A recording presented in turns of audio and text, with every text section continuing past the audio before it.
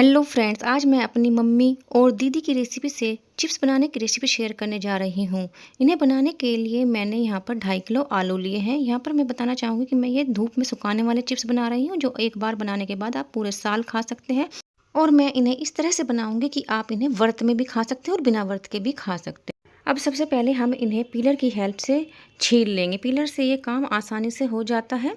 आप जब भी चिप्स बनाएं कोशिश करें चिप्स के लिए बड़े बड़े आलू लें। इससे क्या होगा कि आपका जो चिप्स बनेगा वो बड़े साइज़ का बनेगा। वो मैं बताऊंगी कि इससे बड़े साइज़ का चिप्स कैसे बनाना है।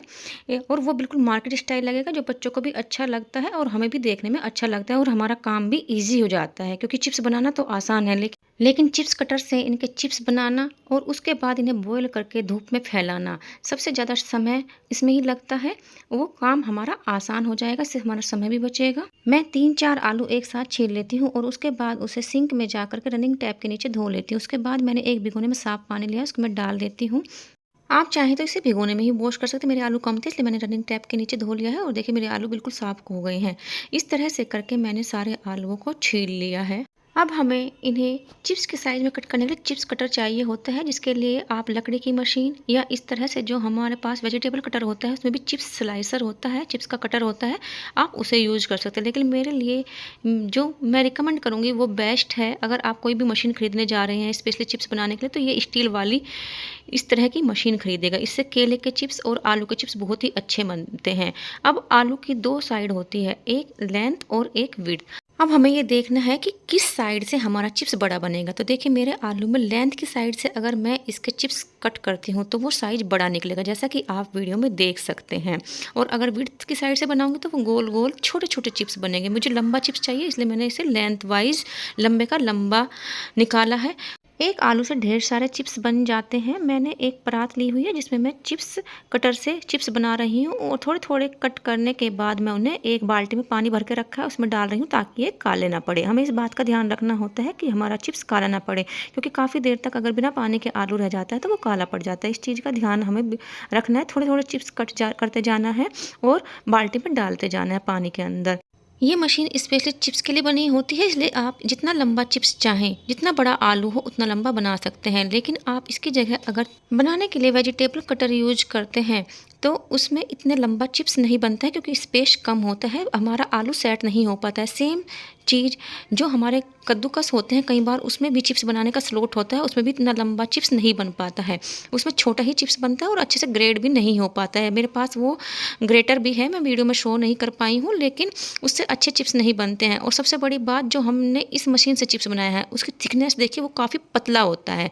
ये इतना अच्छा होता है जैसे बिल्कुल लेज के चिप्स आते हैं, बिल्कुल ऐसा ही बनकर तैयार होगा, क्योंकि इसकी थिकनेस जो है पतली है। लकड़ी की मशीन से भी अगर हम चिप्स बनाते हैं वो काफ़ी मोटे होते हैं। इसलिए मैं स्ट्रांगली रिकमेंड करूँगी, अगर आपको चिप्स खाने और बनाने का शौक है तो आप ये मशीन ज़रूर लेकर आएँ। ये कम ही रेट में मिल जाती है, ज़्यादा महंगी नहीं आती है। मैं जनरली चिप्स को कट करके रात में ही रख देती हूँ, और मैंने जो चिप्स बनाए हैं आज भी, उसमें भी मैंने चिप्स को रात में ही कट करके बाल्टी के अंदर डाल दिया था। अब मैंने 2 भिगोने लिए, ये काम मैं सुबह के टाइम कर रही हूँ, और इन 2 भिगोनों में मैं चिप्स को वॉश कर रही हूँ। 2 पानी में वॉश करने के बाद मेरे चिप्स अच्छे से वॉश हो गए थे, और उसके बाद मैंने इन्हें बाल्टी में डाल दिया है। मैं इन चिप्स को बाल्टी में ही बनाऊंगी, क्योंकि मेरे पास इतना बड़ा भिगोना नहीं है जिसमें मैं ये चिप्स बना सकूं। इसलिए मैं जनरली बाल्टी का ही यूज करती हूँ, और ये स्टील की बाल्टी इस तरह की पानी भरने के लिए हम सभी के घरों में होती है, बाहरी तले की होती है, जलती नहीं है। पिछले 2-3 साल से मैं इसी में बना रही हूँ। मैंने हाई फ्लेम पर बाल्टी में चिप्स को डाल करके गर्म होने के लिए रख दिया है। पानी हमें इतना डालना होता है जिसमें हमारे चिप्स अच्छे से डूब जाए, ना कम ना ज़्यादा। बस ध्यान ये रखें कि जो बाल्टी का कुंडा होता है उसको आपको ऊपर खड़ा कर देना है। अगर वो बाल्टी से चिपका रहेगा, लगा रहेगा, तो वो इतना गर्म हो जाता है कि जब आप उसे पकड़ेंगे आपका हाथ जल सकता है। अब मैंने यहाँ पर, ताकि हम ये चिप्स व्रत में भी खा सके, सेंधा नमक लिया है, और आप देख सकते हैं कि मेरी बाल्टी लगभग लगभग ऊपर तक ही भरी हुई है चिप्स और पानी से। इसमें कम से कम 40 से 45 ग्राम नमक लग जाता है। थोड़ा सा ये सेंधा नमक कम खारा भी होता है, इसलिए थोड़ा सा ज़्यादा जाता है। इसलिए इसमें टोटल 45 ग्राम नमक लगा है, और स्पून की बात करूँ तो 3.5 नॉर्मल चम्मच जो हम खाने में यूज करते हैं उससे नाप का 3.5 चम्मच नमक लगा है। अब नमक को हम थोड़ा सा मिक्स कर देंगे।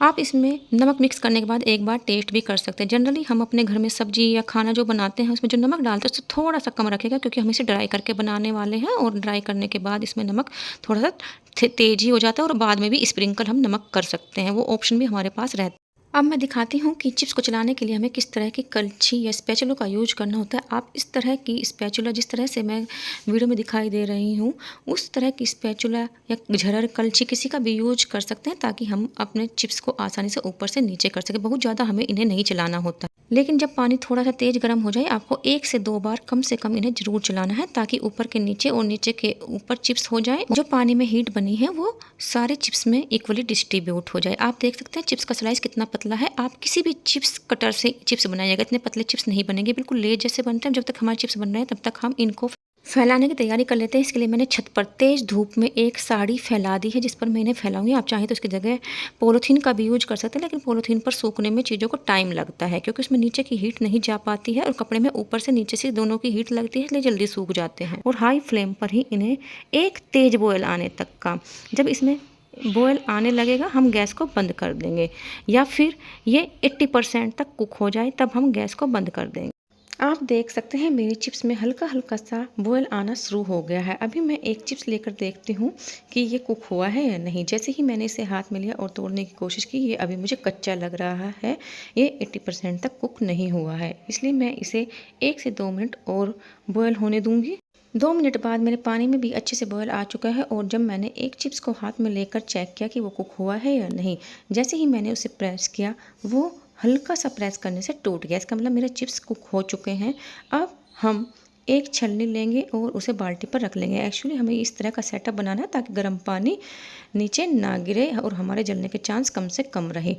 अब जिस बर्तन में हमने चिप्स बनाए हैं उसका सारा पानी इस स्ट्रेनर के ऊपर डालेंगे, ताकि पानी नीचे बाल्टी में जाए और जो हमारे चिप्स हैं वो स्ट्रेनर के ऊपर ही रह जाए। इस तरह से करके हमें इनका सारा पानी निकाल देना है। ये देखिए सारे चिप्स मेरे स्ट्रेन हो चुके हैं और नीचे 2 तली में 2-3 चिप्स लग जाते हैं, जैसा कि आप वीडियो में देख सकते हैं। अब हमने जो साड़ी फैला कर रखी थी उस पर मैंने इनको फैला कर डाल दिया, ताकि जल्दी से इनकी जो भाप है वो निकल जाए, मैं इन्हें फैला सकूं और ये ओवर कुक भी ना होने पाए।